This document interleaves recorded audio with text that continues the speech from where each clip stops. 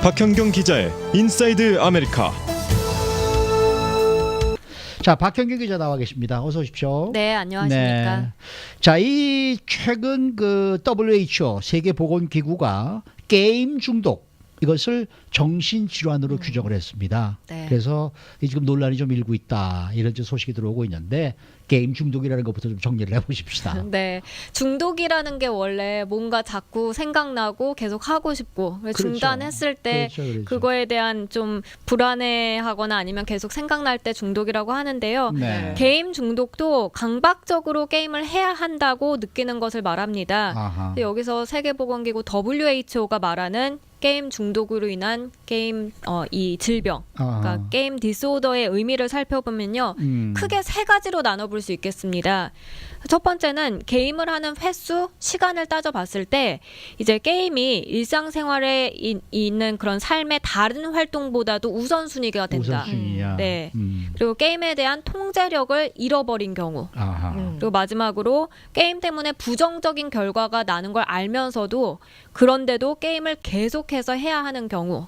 이렇게 세 가지입니다. 네, 그래서 네. 이 사람이 게임 뭐 장애를 앓고 있는지 아닌지를 판단하기 위해서는 최소 12개월, 그러니까 1년을 지켜봐야 한다는 그런 의미고요. 네. 다만 증상이 심각할 때는 12개월까지 지켜볼 필요 없다. 그 전에도 그 증상을 확인할 수 있다라고 합니다. 네, 증상만 네. 듣고 보면요, 네. 일반적인 알코올 중독이나 마약 중독하고도 좀 비슷한 것 같아요. 근데 네. WHO가 이런 내용을 국제 질병 분류 개정판에 올렸다면서요? 네, 그렇습니다. WHO는 사람들에게 발생하는 질병 그리고 사망 원인을 정리해서 이제 국제 질병 분류라는 것을 발표하는데요. 네. 네, 이 네. 국제 표준 분류 규정이 되는 겁니다. 그래서 가장 최신판의 경우에는 1983년부터 1992년까지 개발을 한 후에 지금까지 계속해서 사용하고 있습니다.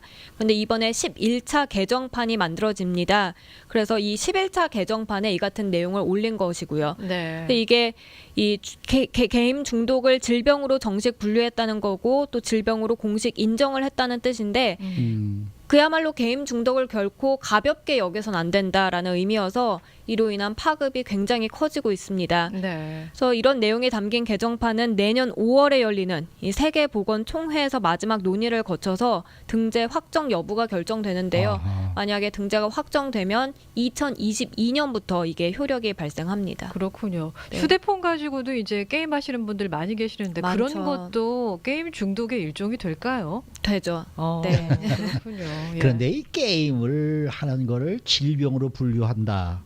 이건 좀 너무 심한 것이 아니냐 이런 얘기들이 지금 나오고 있단 말이에요. 네, 그렇습니다. 지금까지 그리고 최근 몇 년간 의학계에서는 이거에 대한 논란이 사실 많아왔습니다. 아. 그래서 게임에 중독되면 뇌 구조라는 게 뭐 마약 중독이나 알코올 중독처럼 역시 뇌 구조가 바뀔 수 있다라는 연구 결과가 실제로 있었고요. 네. 아하. 또 반면에 게임을 하면 머리가 좋아진다라는 그런 전혀 이제 정반대의 이런 연구 결과도 있었습니다. 아. 근데 이 WHO 쪽에서 게임 중독을 질병으로 구분한 이유를 보면요.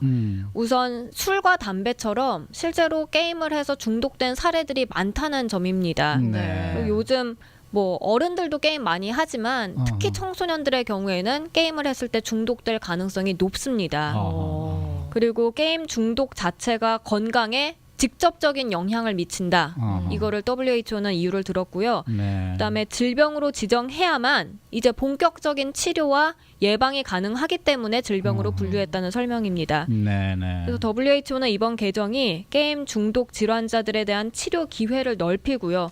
보험회사, 뭐 보건당국이 이들의 치료를 지원하는 근거를 마련하기 위한 것이다라고 네. 밝혔습니다. 그런데 이제 게임 즐기시는 분들, 청취자분들 중에서도 많이 계실 거란 말이죠. 네. 이 게임 중독을 질병으로 분류하는 것은 너무 심하다라는 그런 입장도 많이 있잖아요. 그렇죠. 예. 그 특히나 이제 가장 반발이 심한 건 게임 업계인데요.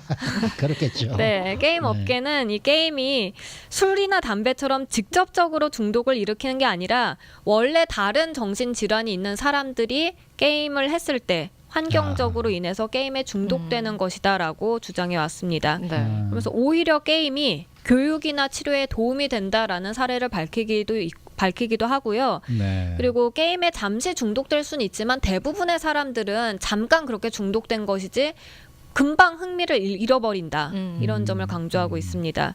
그래서 그냥 교육이나 아니면 캠페인 정도만으로도 게임 중독을 예방할 수 있는데 굳이 이걸 질병으로까지 분류해야 하나 그거는 너무하다, 과하다라는 입장이고요. 그런데 이 미 정신과 의사들은 또 WHO와는 다른 입장을 밝히고 있습니다. 네. 게임 중독을 질병으로 보지 않는 건데요.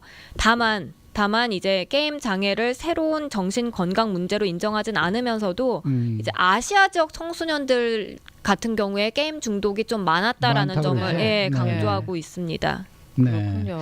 근데 이게 왜 요즘번에 커피가 암을 유발한다. 그래서 뭐 경고문을 붙여라. 네. 뭐 이런 얘기가 나왔다가 이제 또 그걸 또 없애라고 지금 맞아요. 그랬다고 얘기를 들었습니다만은 네. 이 게임에 중독된 사람들, 그러니까 게임에 열중하는 사람들 보면은 밥도 안 먹고 하더라고요. 그렇죠. 저 밤에 잠도 안 자고 네. 그냥 뭐 48시간 뭐 72시간을 깨서 네. 계속해서 지금 게임만 하는 사람들이 있으니까 그런 사람들은 좀 문제가 되지 않을까 네. 그런 생각이 좀 들긴 합니다. 맞습니다. 네. 근데 이 게임 중독을 예방하는 방법이 뭐가 좀 있나요? 네, 전문가들이 5가지 실천 수칙을 이제 정했는데요. 네. 게임을 하되 시간을 제한적으로 하라는 겁니다. 네. 그래서 한 2시간 정도 이내로 할 아, 것을 권고하고 있고요.